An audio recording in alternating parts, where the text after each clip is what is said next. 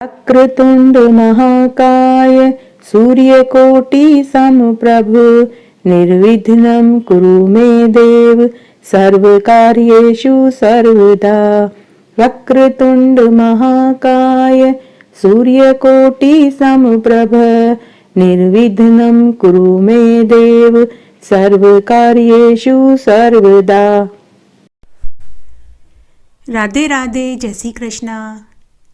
जय हो शंकर भगवान की जय, जय हो हनुमान जी महाराज की जय, जय हो माता पार्वती की जय। आइए आज हम भूम प्रदोष की व्रत कथा सुनेंगे। प्रदोष व्रत का बड़ा महत्व है। हर महीने के शुक्ल पक्ष और कृष्ण पक्ष की त्रयोदशी तिथि को प्रदोष व्रत रखा जाता है। प्रदोष व्रत में भगवान महादेव जी की पूजा करने का विधान है।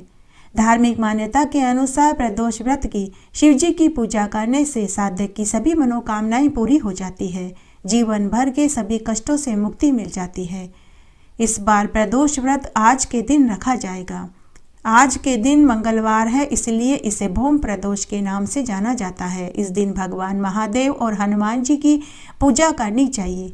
इससे जीवन भर की सभी बाधाएं दूर हो जाती है। प्रदोष व्रत की पूजा सामग्री। प्रदोष व्रत में सायंकाल की पूजा करने का विशेष विधान है।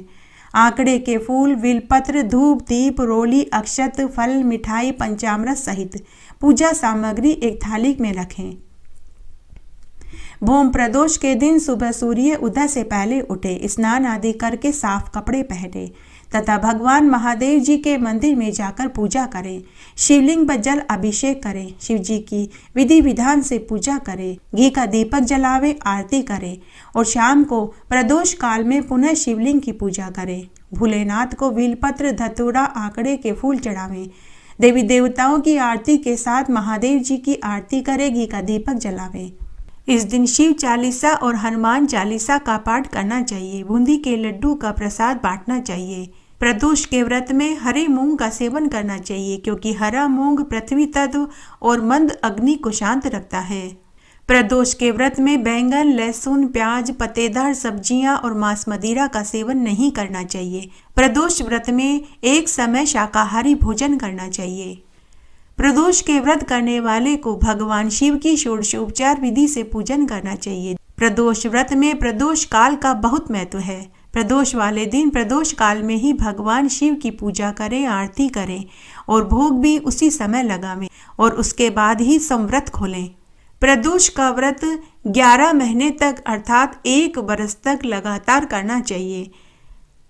अगर मनोकामना पूरी हो जाए तो व्रत का उद्यापन कर देना चाहिए। उद्यापन करने से पहले एक दिन पहले गणेश जी की पूजा करें और उद्यापन से पहले वाली रात्रि को कीर्तन और जागरण करें। अगले दिन सुबह जल्दी उठकर मंडप बनावें, उसे वस्त्रों और रंगोली से सजाएं और उसके बाद ओम उमा महेश्वराय नमः और ओम शिवाय नमः मंत्र का 108 बार जाप करें और किसी पंडित से यज्ञ हवन करके पूर्णाहुति करनी चाहिए। कृष्ण पक्ष की त्रयोदशी और शुक्ल पक्ष की त्रयोदशी को जो व्रत रखा जाता है उसे ही प्रदोष व्रत कहते हैं। यह व्रत माता पार्वती ने भगवान महादेव को प्रसन्न करने के लिए किया था।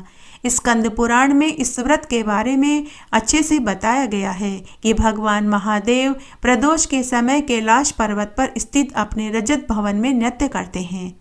आइए आज हम भूम प्रदोष की बुढ़िया वाली व्रत कथा सुनते हैं। जिसने इस व्रत को किया तो मरने के बाद उसे मोक्ष की प्राप्ति हुई। अत्यंत प्राचीन काल की बात है। एक नगर में एक बुढ़िया माई रहती थी। वह हनुमान जी महाराज की परम भक्त थी। वह हर प्रदोष का व्रत करती थी। उस बुढ़िया माई के एक पुत्र था। हनुमान जी की भक्त होने के कारण उसने अपने पुत्र का नाम मंगलिया रखा। वह प्रत्येक मंगलवार को हनुमान जी का व्रत रखती, भोग बना करके हनुमान जी के भोग लगाती। इसके अलावा वह बुढ़िया माई मंगलवार के दिन घर आंगन को न लीपती थी, न ही चूल्हे को लीपती थी। यह उसका नित्य का नियम था। इस प्रकार उसे व्रत रखते हुए अनेक बरस बीत गए। तब एक बार हनुमान जी महाराज ने सोचा कि इस बुढ़िया माई की परीक्षा लेनी चाहिए। तब हनुमान जी महाराज एक साधु का वेश बनाकर बुढ़िया की झोपड़ी के पास आए और आवाज लगाने लगे कि है कोई हनुमान का भक्त जो इस साधु की इच्छा को पूरी कर सके। बुढ़िया माई ने जब साधु की आवाज़ सुनी तो वह अपनी झोपड़ी से बाहर आई और बोली कि बोलिए साधु महाराज, आपको क्या काम है। साधु वेशधारी हनुमान जी बुढ़िया माई से बोले कि हे बुढ़िया माई, मैं कई दिनों से भूखा प्यासा हूँ, भोजन करना चाहता हूँ। तो बुढ़िया माई ने उन्हें भोजन की थाली लाकर दे दी, लेकिन वह साधु बोला कि बुढ़िया माई, मैं अपना भोजन स्वयं बनाता हूँ। तो बुढ़िया माई घर के भीतर से आटा, दाल, तेल, घी, गुड़, चीनी लाकर दे दी। तो साधु ने कहा कि बुढ़िया माई, इसे बनाऊं कैसे।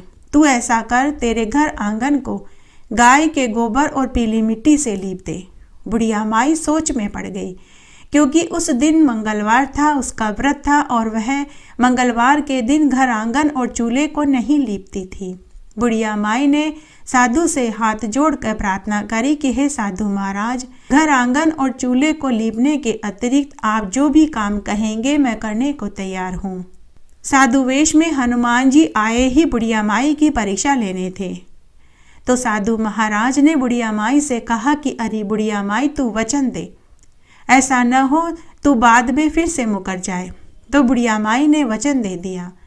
तो साधु वेशधारी हनुमान जी ने बुढ़िया माई से कहा कि अगर तू घर आंगन और चूल्हे को नहीं लीपना चाहती तो तू अपने बेटे को बुला, मैं उसकी पीठ पर अग्नि जला कर के भोजन बनाऊंगा। यह सुनते ही बुढ़िया के पैरों के नीचे से धरती खिसक गई, सिर के ऊपर से आसमान गायब हो गया। मगर उसने वचन दे दिया था तो वह कुछ नहीं कर सकी। उसने भीतर से अपने पुत्र को आवाज लगाई कि हे मंगलिया, इधर आओ, साधु महाराज को तुमसे कोई काम है। ऐसा कहकर बुढ़िया माई भीतर जाने लगी। मंगलिया भागा भागा आया और साधु महाराज को प्रणाम करके बोला कि हे साधु महाराज, बताइए आपको मुझसे क्या काम है। बुढ़िया माई जैसे ही झोपड़ी के भीतर जाने लगी तो साधु रूप में हनुमान जी बुढ़िया माई से बोले कि अरे बुढ़िया माई, तू कहाँ चली, तू भी तो यहाँ रुक।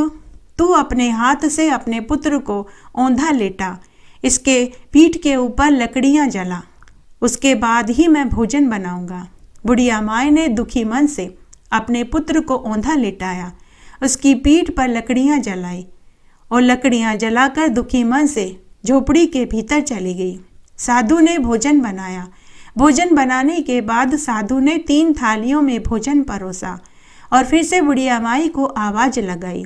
बुढ़िया माई रोती रोती झोंपड़ी से बाहर आई और पूछने लगी कि बताइए साधु महाराज, आपको क्या काम है।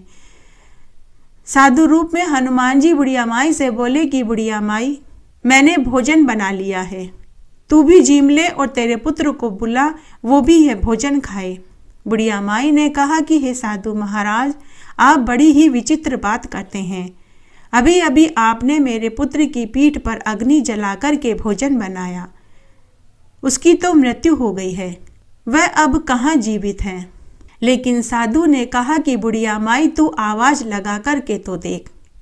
बुढ़िया माई ने दुखी मन से अपने पुत्र को आवाज लगाई कि हे मंगलिया, आजा, साधु ने भोजन बनाया है, तू भी भोजन खा ले। तभी मंगलिया बाहर से हंसता हुआ घर में आया। मंगलिया को जीवित देखकर बुढ़िया की खुशी का ठिकाना नहीं रहा। वह साधु महाराज के चरणों में गिर पड़ी। वह समझ गई कि यह साधु कोई और नहीं, साक्षात हनुमान जी है। तभी साधु रूप में हनुमान जी ने बुढ़िया माई को दर्शन दिए। हनुमान जी महाराज के दर्शन पाकर न केवल बुढ़िया माई तर गई बल्कि उसका बेटा भी तर गया। जय हो हनुमान जी महाराज की जय। जब त्रयोदशी तिथि मंगलवार के दिन पड़ती है तो उसे भौम प्रदोष के नाम से जाना जाता है। मान्यता है कि भौम प्रदोष वाले दिन शिवलिंग पर केसर मिश्रित जल चढ़ाने से और हनुमान चालीसा का पाठ पढ़ने से कर्ज से मुक्ति मिल जाती है। एक समय भगवान शंकर नारद जी एवं पार्वती जी को साथ लेकर पृथ्वी पर घूमने चले। भ्रमण करते हुए वे तीनों एक गांव में पहुंचे। गांव के लोगों को जब शंकर भगवान माता पार्वती जी के आने का पता चला तो धनी स्त्रियां उनके पूजन की तैयारी करने लगी और उनके लिए स्वादिष्ट 56 प्रकार के भोजन बनाने में लग गई। इस कारण उन कुलवंती स्त्रियों को भगवान महादेव और माता पार्वती जी का पूजन करने में आने में देर हो गई। दूसरी ओर निर्धन घर की स्त्रियां जैसे बैठी थी वैसे ही थाल में हल्दी, चावल और जल का लोटा लेकर महादेव और पार्वती जी का पूजन करने के लिए पहुंच गई। उन्होंने बड़ी ही अपार श्रद्धा भक्ति भाव से निमग्न होकर महादेव और पार्वती जी का पूजन किया। तब माता पार्वती जी ने उनके भक्ति पूर्वक पूजन को स्वीकार कर उनके ऊपर हल्दी का छींटा दिया और उन्हें सुहागवती होने का आशीर्वाद दिया। इस प्रकार मातेश्वरी गौरी से आशीर्वाद तथा मंगल कामनाएं लेकर वे स्त्रियां वापस अपने अपने घरों को चली गई। उसके बाद दोपहर के बाद कुलवंती स्त्रियां 16 श्रृंगार करके 56 प्रकार के व्यंजन सोने के थाल में सजाकर चांदी के लोटे में जल लेकर भगवान शंकर और माता पार्वती जी का पूजन करने के लिए पहुंची। तब भगवान शंकर ने संदेह व्यक्त करते हुए पार्वती जी से पूछा कि हे गोरा, तुमने तो सारा सुहाग उन साधारण स्त्रियों में ही बांट दिया, अब तुम इनको क्या दोगी? तो पार्वती जी बोली कि मैंने उन्हें ऊपरी पदार्थ से निर्मित रस ही दिया था, इसलिए उनका सुहाग धोती से रहेगा, परंतु इन स्त्रियों को मैं अपनी उंगली चीरकर रक्त का सुहाग रस दूंगी। ये सभी मेरे समान ही सौभाग्यशालिनी बन जाएगी। जब कुलीन स्त्रियां शिव पार्वती जी का पूजन कर चुकी तो देवी पार्वती जी ने अपनी उंगली चीरकर उसमें से रक्त निकाला और उस रक्त को उन सब स्त्रियों के ऊपर छिड़क दिया और उन्हें पुत्रवती, धनवती और सुहागवती होने का आशीर्वाद दिया और कहा कि तुम सब वस्त्र आभूषणों का परित्याग कर माया मोह से रहित हो, तन मन और धन से पति की सेवा करना, तुम्हें अखंड सौभाग्य की प्राप्ति होगी, दीर्घायु संतान सुख मिलेगा, घर में अन्न धन के भंडार भरेंगे। भवानी माता का आशीर्वाद सुनकर तथा प्रणाम करके कुलीन स्त्रियां पुनः अपने अपने घर लौट गई तथा पति परायणा बन गई। छिड़का हुआ खून जिसके ऊपर जैसा पड़ा उसे वैसा ही सौभाग्य प्राप्त हुआ। उसके बाद पार्वती जी ने पति की आज्ञा से नदी में जाकर स्नान किया, बालू के महादेव जी बनाकर के पूजन किया, भोग लगाया, प्रदक्षिणा करी और 2 कणों का प्रसाद खाकर पार्वती जी ने मस्तक पर टीका लगाया। उसी समय उस पार्थिव लिंग से शिवजी प्रकट हुए और पार्वती जी को वरदान दिया कि आज के दिन जो भी स्त्रियां मेरा पूजन और तुम्हारा व्रत करेगी उनके पति चिरंजीव होंगे, वे धनवती, पुत्रवती और सौभाग्यवती रहेंगी और इस जीवन के समस्त सुखों को भोग कर अंत में वे मोक्ष को प्राप्त होंगी। भगवान शिव यह वरदान देकर अंतर्ध्यान हो गए। उसके बाद पार्वती जी नदी तट से चलकर उसी स्थान पर आई जहां पर पतिदेव और नारद मुनि बैठे हुए थे। शिवजी ने विलंब से आने का कारण पार्वती जी से पूछा तो पार्वती जी ने उत्तर दिया कि मेरे भाई और भावज नदी के दूसरे किनारे मुझे मिल गए थे। उन्होंने मुझसे दूध भात खाने के लिए ठहरने का आग्रह किया, इसी कारण मुझे आने में देर हो गई। ऐसा सुनकर अंतर्यामी भगवान शंकर स्वयं दूध भात खाने के लिए चल दिए। पार्वती जी ने जब समझा कि अब मेरी पोल खुल जाएगी तो वे अधीर होकर पति से प्रार्थना करते हुए शंकर जी के पीछे पीछे चलने लगी। पार्वती जी ने जब नदी की ओर देखा तो पाया कि वहां एक बहुत सुंदर माया का महल बना हुआ था। माता पार्वती जी के भाई भौजाई विद्यमान थे। उन सभी ने भगवान शंकर का आदर सत्कार किया। 2 दिन तक महादेव, पार्वती जी और नारद मुनि ने उनका आतिथ्य सत्कार ग्रहण किया। तीसरे दिन माता पार्वती जी ने महादेव जी से कहा कि देव अब हमें चलना चाहिए। तो महादेव जी ने पार्वती जी का आग्रह ठुकरा दिया। इससे देवी पार्वती जी कुपित हो गई और वे अकेले ही चलने लगी। मजबूर होकर महादेव जी को भी उनके पीछे पीछे चलना पड़ा। नारद जी भी उनके साथ चल रहे थे। तीनों चलते चलते बहुत दूर निकल आए। सायंकाल होने पर महादेव जी ने बहाना बनाया कि मैं तो तुम्हारे मायके में अपनी माला ही भूल आया हूँ। इस पर माता पार्वती जी माला लाने को तैयार हुई, किंतु महादेव जी की आज्ञा से वे न जा सकी। महादेव जी ने नारद मुनि को कहा कि हे नारद मुनि, तुम वापस वहीं जाओ, वहां मेरी रुद्राक्ष की माला छूट गई है, उसे लेकर के आओ। नारद मुनि पुनः नदी के दूसरे किनारे पर माता पार्वती जी के मायके में जहां भाई भौजाई थे वहां गए, लेकिन वहां उन्हें कुछ भी दिखाई नहीं दिया। क्षण भर पहले जहां महल मालिये थे, आलीशान ठाट बाट थे, अब वहां महल का नामो निशान तक नहीं था। न कहीं माला थी, न ही कोई हाथी घोड़े ऊंट थे, वरन घोर अंधकार था। नरसंक हिंसक पशु विचरण कर रहे थे। इस अंधकारपूर्ण डरावने वातावरण को देखकर नारद मुनि आश्चर्यचकित हो गए। अचानक बिजली के चमकने से वृक्ष पर उन्हें रुद्राक्ष की माला टंगी हुई दिखाई दी।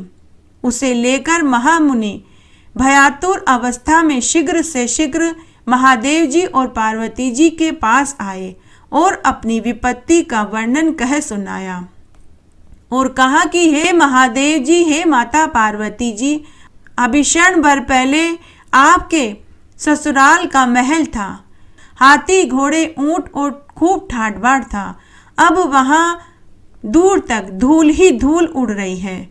तो महादेव जी मुस्कुराते हुए नारद मुनि से बोले कि हे नारद मुनि, यह सारी माया पार्वती जी की फैलाई हुई थी। वे अपने पार्थिव पूजन की बात को गुप्त रखना चाहती थी, इसीलिए उन्होंने झूठा बहाना बनाया था। फिर उस असत्य को सत्य करने के लिए उन्होंने अपने पतिव्रत धर्म की शक्ति से झूठा महल मालिया तैयार किया। अपितु सच्चाई को उभारने के लिए ही मैंने रुद्राक्षी माला लाने के लिए तुम्हें दोबारा भेजा था। ऐसा जानकर महर्षि नारद मुनि ने माता पार्वती जी के पतिव्रत धर्म की प्रशंसा करी। इसलिए आज के दिन व्रत के साथ माता पार्वती जी का पूजन करने से अखंड सौभाग्य, दीर्घायु, संतान सुख और धनवती होने का आशीर्वाद मिलता है। पूर्व समय एक वन में गुरुद्रह नाम का एक पापी निषाद रहता था, जो नित्य वन में जाकर मृगों और पशुओं को मारता तथा वन में रहकर चोरी चकारी और दुष्कर्म करता था तथा बालकपन से लेकर उसने कुछ भी शुभ कर्म नहीं किया था।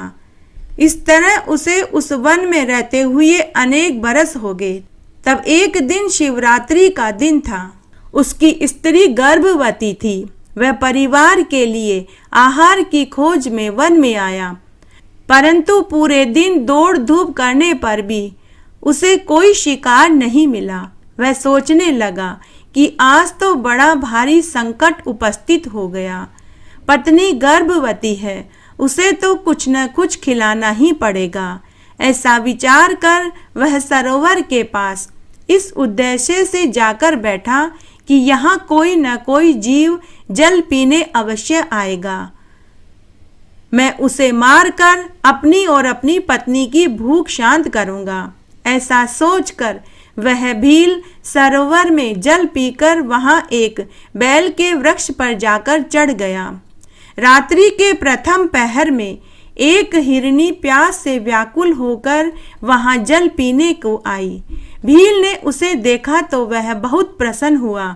उसने धनुष पर बाण चढ़ाया।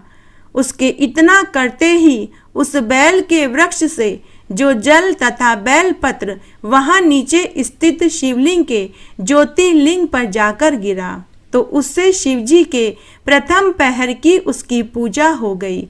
फिर तो उसके प्रताप से उसके सब पाप धुल गए।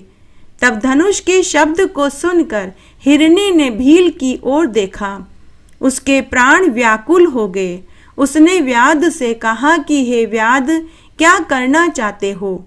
तुम मेरे समक्ष सत्य सत्य कहो। हिरनी की बात सुनकर भील कहने लगा कि आज मेरा परिवार घर पर भूखा प्यासा है, मैं तुम्हें मार कर अपनी और अपने परिवार वालों की भूख शांत करूंगा। तब ऐसे कठोर वचन सुनकर हिरनी सोचने लगी कि अब मैं क्या करूं, कहाँ जाऊं। ऐसा विचार कर अपने मन में एक उपाय बनाकर के वह बोली कि हे व्याध, यदि तू मेरे शरीर के मांस को खाकर सुखी होता है तो इससे बढ़कर पुण्य और क्या हो सकता है। मैं निसंदेह धन्य हूँ, उपकार से बढ़कर इस लोक में दूसरा और कोई पुण्य नहीं। परंतु एक बात मैं तुमसे कहना चाहती हूँ, मैं अपने सब बालकों को, अपनी बहन को तथा अपने स्वामी को सौंप आऊं, तब तक तुम मुझे मत मारो। सत्य से ही पृथ्वी स्थिर है, सत्य से ही समुद्र, सत्य से ही जल की धारा है। इस प्रकार सत्य में ही सब स्थित है। परंतु हिरनी के ऐसा कहने पर भी उस व्याध ने नहीं माना, तो हिरनी ने शास्त्रोक्त वचन कह उसे अपना विश्वास दिलाया और कहा कि यदि मैं लौट कर न आऊं तो नरक में दुख भोगूं। तब भील को पूरा विश्वास हो गया कि यह हिरनी सत्य कह रही है। भील ने उस हिरनी को जाने की अनुमति दे दी। हिरनी जल पीकर अपने स्थान को चली गई। तब तक पहला प्रहर उस व्याध का बिना नींद के ही बीत गया। तब उस मृगी की बहन अर्थात दूसरी हिरनी उत्कंठित हो अपनी बहन की खोज करती हुई उसी सरोवर पर जल पीने आई। उसे देखकर भील ने वापस धनुष को खींचा तो पहले के समान ही फिर जल और बेलपत्र शिव के ऊपर गिरे, जिससे व्याध द्वारा शिवजी के दूसरे प्रहर की पूजा हो गई। तब हिरनी उस भील को देखकर बोली कि हे वनेचर, क्या करते हो। भील ने पहले के समान ही सारे वचन कहे तो दूसरी हिरनी बोली कि हे व्याध सुनो, मैं धन्य हूँ, मेरा ये देह धारण करना आज सफल हुआ, क्योंकि इस अनित्य शरीर से उपकार होने जा रहा है। परंतु मेरे बाल बच्चे घर पर अकेले हैं, मैं उन्हें अपने स्वामी को सौंपकर वापस फिर मैं यहाँ आ जाऊंगी। भील ने कहा कि नहीं, मैं नहीं मानता, मैं तुम्हें अवश्य मारूंगा। यह सुनकर हिरनी ने पहली हिरनी के समान ही शास्त्रोक्त वचन कहे और बोली कि यदि मैं वापस न आऊं तो मुझे नरक में भी जगह न मिले। हिरनी के इस प्रकार वचनों को सुनकर भील ने मृगी से कहा कि अच्छा, तो तुम जाओ। हिरनी प्रसन्न होकर जल पीकर वापस अपने घर चली गई। तब तक उस भील का बिना नींद के ही दूसरा प्रहर भी बीत गया। तीसरा प्रहर आया, परंतु हिरनी के अब तक न आने से व्याध चकित हो उसकी खोज करने लगा। तभी उसे एक हिरण आता हुआ दिखाई दिया, जो बड़ा ही हष्ट पुष्ट दिखाई दे रहा था। व्याध ने हिरण को देखते ही धनुष चढ़ाकर उसे मारने लगा। इतने में ही कुछ बेलपत्र उसके प्रारब्धवश फिर से शिवलिंग के ऊपर गिरे, जिससे उस रात्रि में भील के भाग्य से तीसरे प्रहर की शिवजी की पूजा हो गई। शिवजी ने उस पर कृपा करी। उस शब्द को हिरण ने सुन लिया। हिरण ने भील से कहा कि अरे भील, तुम क्या करना चाहते हो। व्याध ने उत्तर दिया कि मैं अपने कुटुंब के लिए तुझे मारूंगा। यह सुनकर हिरण प्रसन्न हो गया और व्याध से बोला कि आज मैं धन्य हो गया, आज मेरा जीवन सफल हो गया। अगर मेरा शरीर दूसरे के उपकार के काम आएगा तो इससे बड़ी बात और कोई हो ही नहीं सकती।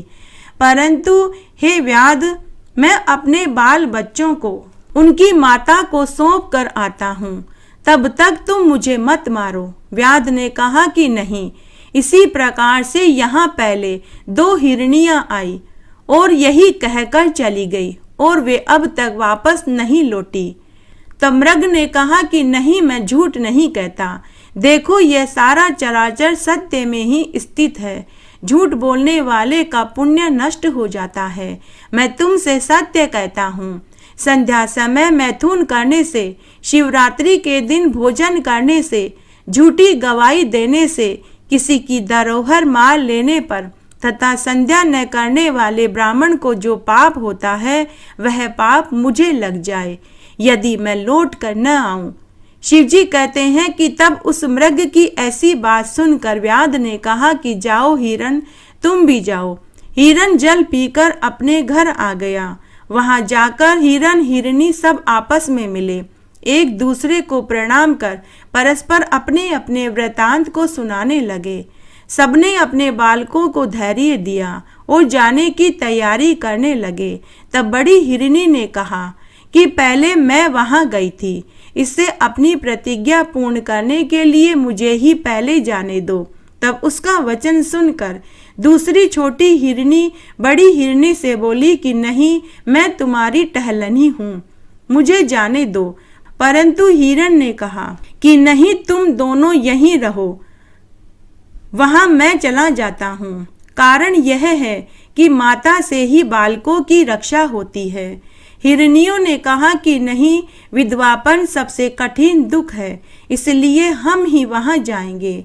वे सभी उन बालकों को धैर्य दे उन्हें अपने पड़ोसियों को सौंप शीघ्र वहां चले गए जहां पर वह श्रेष्ठ व्याघ्र था। तब अपने माता पिता को वहां गया देखकर सभी बालक भी पीछे पीछे यह सोचकर वहां चले आए कि जो दशा माता पिता की होगी वही हमको भी स्वीकार है।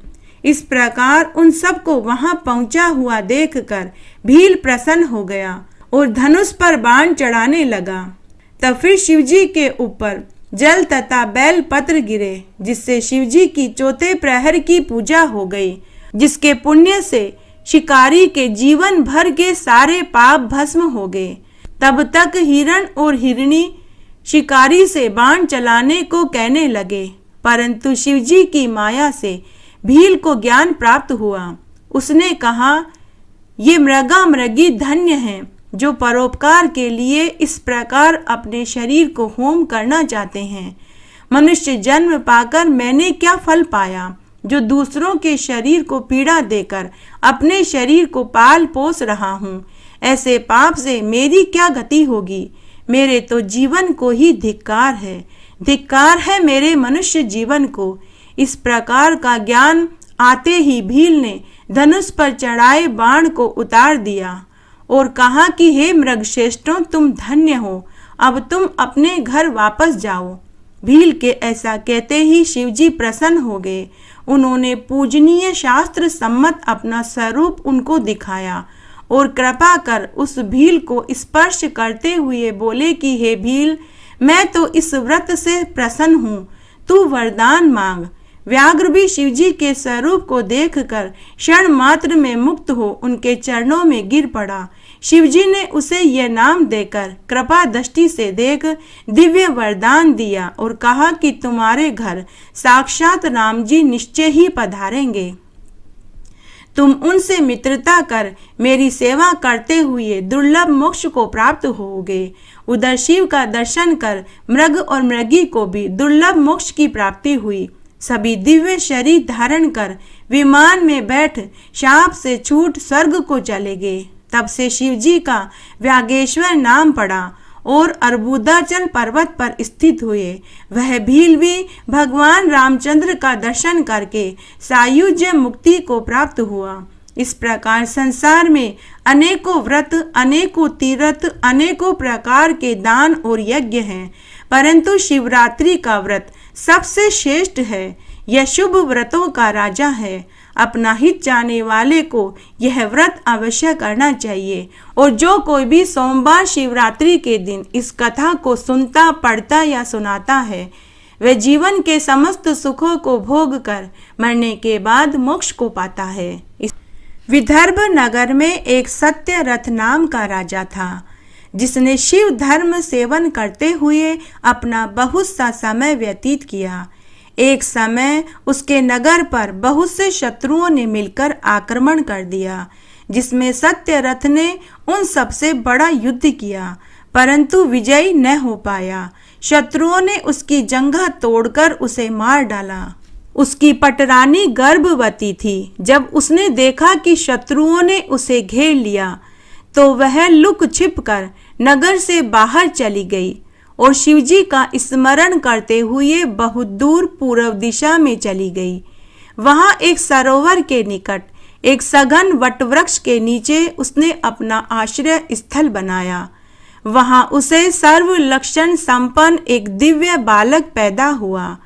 जब उस बालक की माता सरोवर में पानी पीने गई तो उसे घड़ियाल ने पकड़ लिया। सद्जात बालक भूख प्यास से पीड़ित, माता पिता से हीन दशा में बहुत रोने लगा। यह देख शिवजी को बहुत दया आई।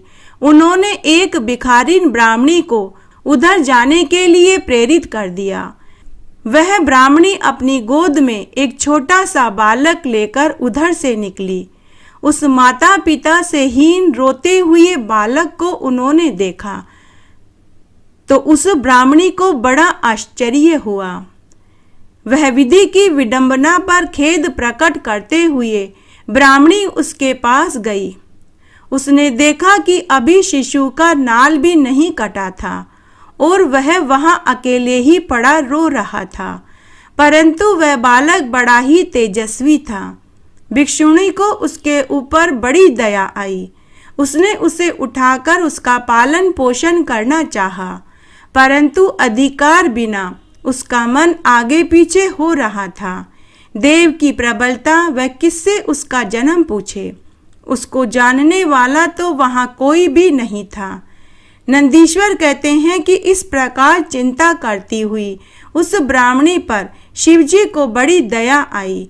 महान लीलाधारी भक्तों के सब प्रकार के सुखदाता उमा अधिपति महेश्वर शिवजी स्वयं भिक्षु का रूप धारण करके उस ब्राह्मणी के पास गए और उस ब्राह्मणी से बोले कि हे विप्र भामिनी, अपने चित्त में संदेह और खेद मत कर।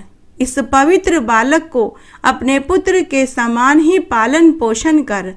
ब्राह्मणी ने प्रसन्न होकर कहा कि धन्य हैं आप जो इस समय आकर मुझसे ऐसा कह रहे हैं। मैं तो स्वयं इसका पालन पोषण करना चाहती थी, परंतु शंकावश मेरा मन आगे पीछे डोल रहा था। इसमें संदेह नहीं कि इस समय बड़े भाग्य से आप यहाँ आए हैं। मैं आपसे यह जानना चाहती हूँ कि अंतोतगत्वा यह बालक किसका है। आप कौन हैं, कहाँ से आए हैं। हे भिक्षुवर, हे प्रभु, मुझे आप भगवान शंकर प्रतीत हो रहे हैं।